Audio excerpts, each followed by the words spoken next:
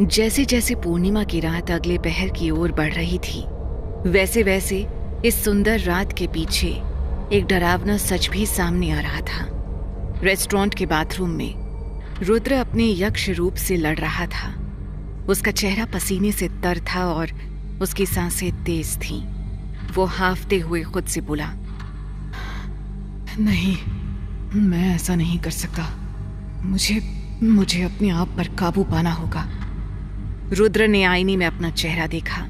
उसकी आंखें लाल हो रही थीं और उसके दांत बड़े हो रहे थे। डरी हुई आवाज में उसने कहा,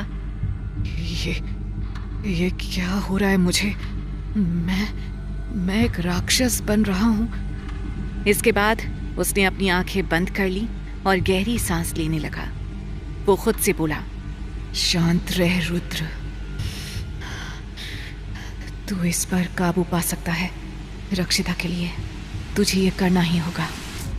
वहीं दूसरी तरफ रेस्टोरेंट के मेन हॉल में रक्षिता परेशानी से टेबल पर बैठी थी। उसकी आंखें बार बार बाथरूम की तरफ जा रही थी। परेशान होते हुए वो खुद से बुदबुदाई, रुद्र को गए इतना समय हो गया, क्या हुआ होगा उसे? कहीं कोई परेशानी तो नहीं? रक्षिता अपनी कुर्सी से उठ गई और खुद से बोली, मुझे जाकर देखना चाहिए, कहीं रुद्र को कुछ हो तो नहीं गया। इसी बीच शहर के दूसरे कोने में आकाश अपने घर में बैठा था। उसके हाथ में उसका फोन था और वो किसी से बात कर रहा था। वो गुस्से से बोला, क्या रुद्र और रक्षिता डिनर पर गए हैं? किस रेस्टोरेंट में? फोन रखते ही उसने अपने बालों में हाथ फेरा। उसकी आंखों में गुस्सा और जलन दिखाई दे रही थी। आकाश ने खुद से कहा, रुद्र, तुमने मेरी रक्षिता को चुराने की कोशिश की, लेकिन मैं ऐसा होने नहीं दूंगा। उसने अपने कमरे के दराज को खोला और उसमें से एक छोटी सी शीशी निकाली। वो मुस्कुराते हुए बोला, आज रात तुम्हारी आखिरी रात होगी रुद्र, रक्षिता सिर्फ मेरी है। आकाश जल्दी से अपनी कार की चाबी उठाकर घर से बाहर निकल गया। कार स्टार्ट करते हुए उसने कहा, रुद्र, मैं आ रहा हूं तुम्हारा खेल खत्म करने। बहुत हुआ ये ड्रामा। वहीं रेस्टोरेंट में रक्षिता बाथरूम के दरवाजे के पास पहुंच चुकी थी। उसने अपना कान दरवाजे पर लगाया। अंदर से अजीब आवाजें सुनाई दे रही थी, जैसे कोई दर्द में करहा रहा हो। डरी हुई आवाज में रक्षिता ने कहा, रुद्र, क्या तुम ठीक हो? मैं अंदर आ जाऊं? रक्षिता ने धीरे से दरवाजे पर नॉक किया, लेकिन कोई जवाब नहीं आया। परेशान होते हुए वो फिर से बोली, रुद्र, प्लीज जवाब दो, मैं बहुत डर रही हूं। अंदर से फिर वही अजीब सी आवाजें आने लगी। रक्षिता का दिल जोर जोर से धड़कने लगा। उसने खुद से कहा, मुझे अंदर जाना होगा, कहीं रुद्र को कुछ हो तो नहीं गया। उसने एक गहरी सांस ली और अपना हाथ दरवाजे के हैंडल पर रखा। वो डरते हुए बोली, रुद्र, मैं अंदर आ रही हूं। वहीं दूसरी तरफ आकाश रेस्टोरेंट में दाखिल हो चुका था और वो रक्षिता की आवाज सुनकर उसकी तरफ आ रहा था। जबकि दरवाजे पर खड़ी रक्षिता दरवाजा खोल ही रही थी कि तभी अचानक बाथरूम के दरवाजे पर कोई आ खड़ा हो गया। रक्षिता? ये आवाज सुनकर रक्षिता चौंक गई और खुद से बोली, ये तो आकाश की आवाज है, वो यहाँ क्या कर रहा है? वहीं बाथरूम में रुद्र गुर्राते हुए बोला, आकाश, वो अब यहाँ क्यों आया है? जब रक्षिता पीछे मुड़ी तो अपने सामने आकाश को खड़ा देख वो हैरान रह गई। रक्षिता, मुझे पहचाना नहीं? क्या तुम ठीक हो? रक्षिता की नजर उस पर पड़ी और वो एकदम से सकते में आ गई। ये तो आकाश है। रक्षिता के दिमाग में यादों का तूफान उमड़ पड़ा। वो दिन उसे याद आ गया जब वो अस्पताल में थी, जिस दिन आकाश वहां से गायब हो गया था। उसने वादा किया था कि वो उसे कभी नहीं छोड़ेगा, लेकिन रक्षिता की आंखों में आंसू आ गए। वो कुछ बोल नहीं पाई। आकाश ने कहा, रक्षिता, मैं जानता हूं मैंने तुम्हें बहुत दुख दिया है, लेकिन अभी वक्त नहीं है इस बारे में बात करने का। तुम खतरे में हो। रक्षिता गुस्से से बोली, क्या बकवास कर रहे हो तुम? मैं किस खतरे में हूं? हाँ? आकाश ने बाथरूम की तरफ इशारा करते हुए कहा, रुद्र, वो एक यक्ष है और आज पूर्णिमा की रात है। वो अपने पर कंट्रोल खो रहा होगा। रक्षिता को यकीन नहीं हुआ। वो बोली, क्या बेवकूफी की बातें कर रहे हो तुम? यक्ष? ये सब क्या है? तभी बाथरूम से एक जोर की आवाज आई, जैसे किसी ने आईना तोड़ दिया हो।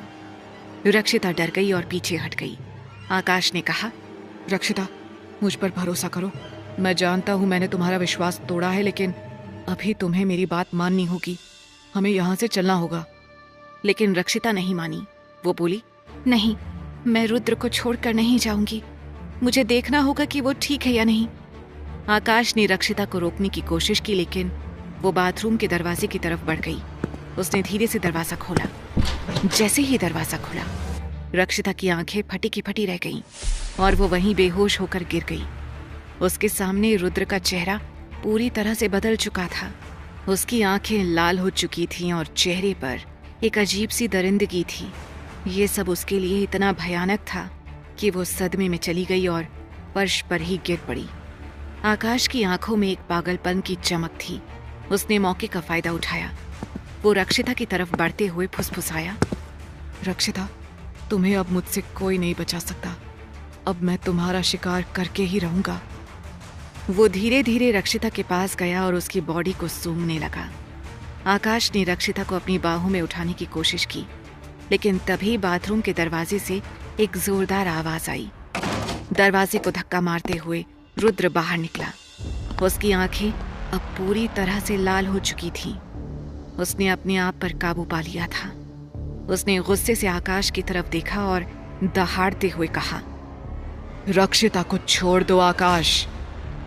आकाश ने रुद्र की तरफ देखा और हंसते हुए कहा, रुद्र, रक्षिता को अब कोई मुझसे बचा नहीं सकता और तुम्हें भी मुझसे कोई नहीं बचा सकता। रुद्र ने आकाश की तरफ कदम बढ़ाते हुए कहा, मैंने कहा रक्षिता को छोड़ो, वरना मैं तुम्हारा खून करके तुम्हें अपना शिकार बना लूंगा। मैंने अपनी ताकत को समझ लिया है और मैं इसे सही दिशा में इस्तेमाल करूंगा। रक्षिता को कोई नुकसान नहीं पहुंचाएगा। आकाश ने अपनी जेब से एक चाकू निकाला और रक्षिता की तरफ बढ़ा और रुद्र को देखते हुए कहा, तुम्हें रोकने के लिए मुझे जो भी करना पड़े मैं करूंगा। रुद्र ने तेजी से आकाश पर हमला किया और दोनों के बीच एक जबरदस्त लड़ाई शुरू हो गई। यक्ष की शक्तियां अब पूरी तरह से जाग चुकी थीं। आकाश ने चाकू से वार करने की कोशिश की, लेकिन रुद्र ने उसकी हर चाल को उलट कर रख दिया। हर वार के साथ रुद्र की आंखों में गुस्सा और बढ़ता जा रहा था। रुद्र के एक जोरदार थप्पड़ से आकाश जमीन पर गिर पड़ा। उसने हांफते हुए कहा, तुम नहीं जीत सकते रुद्र, मैं रक्षिता को नहीं छोड़ सकता। रुद्र ने गुस्से से कहा, तुम्हें रक्षिता को छोड़ना ही होगा। ये मैं तुम्हें आखिरी बार बोल रहा हूं, वरना। आकाश ने एक बार फिर से उठने की कोशिश की, लेकिन रुद्र ने उसे दबोच लिया और जोर से जमीन पर पटका। लेकिन आकाश इतनी आसानी से हार मानने वाला नहीं था। वो धीरे धीरे उठा। उसकी आंखों में एक अजीब सी चमक थी। उसने अपनी जेब से एक छोटी सी शीशी निकाली और उसे अपने मुंह से लगा लिया और आकाश ने कहा, तुम समझते हो कि तुम मुझे हरा सकते हो रुद्र? मैंने भी अपनी तैयारी कर रखी है। अचानक आकाश के शरीर में कुछ होने लगा। वो अजीब तरह से चिल्लाने लगा। उसकी मांसपेशियां फूलने लगीं और उसकी आंखों में एक गहरा लाल रंग आ गया। रुद्र ने हैरानी से देखा कि आकाश का शरीर धीरे धीरे बदल रहा है। आकाश ने एक भयानक मुस्कान के साथ जवाब दिया, अब देखो मैं कैसे तुम्हें हराता हूं।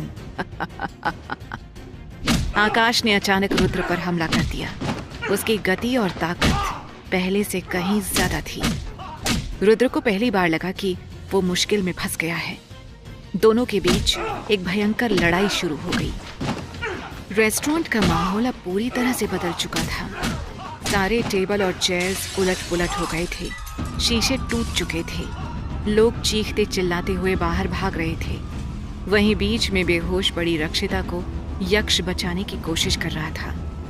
आकाश ने रुद्र को एक जोरदार धक्का दिया, जिससे वो दीवार से जा टकराया।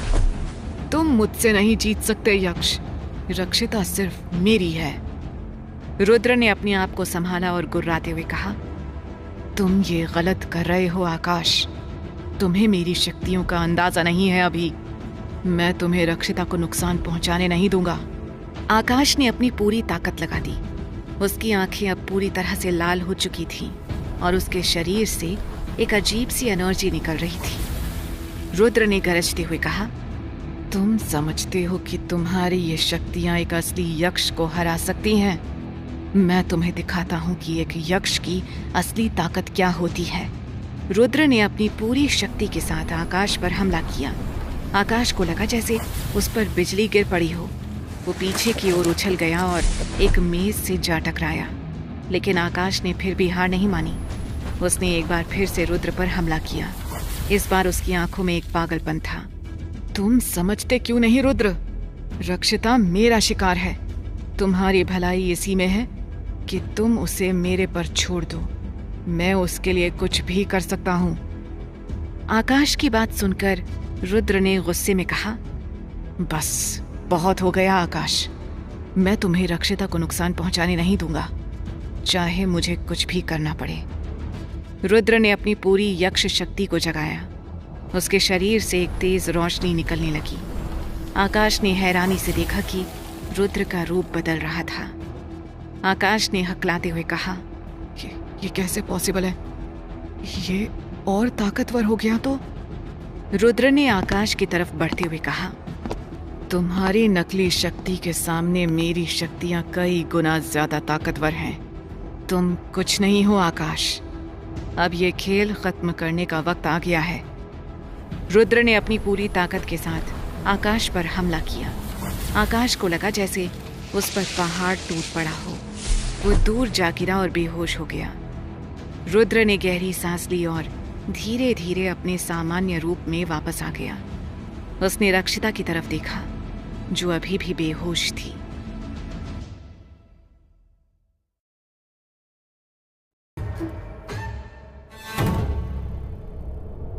जैसे जैसे पूर्णिमा की रात अगले पहर की ओर बढ़ रही थी, वैसे वैसे इस सुंदर रात के पीछे एक डरावना सच भी सामने आ रहा था। रेस्टोरेंट के बाथरूम में रुद्र अपने यक्ष रूप से लड़ रहा था। उसका चेहरा पसीने से तर था और उसकी सांसें तेज थीं। वो हांफते हुए खुद से बोला, नहीं, मैं ऐसा नहीं कर सकता। मुझे अपने आप पर काबू पाना होगा।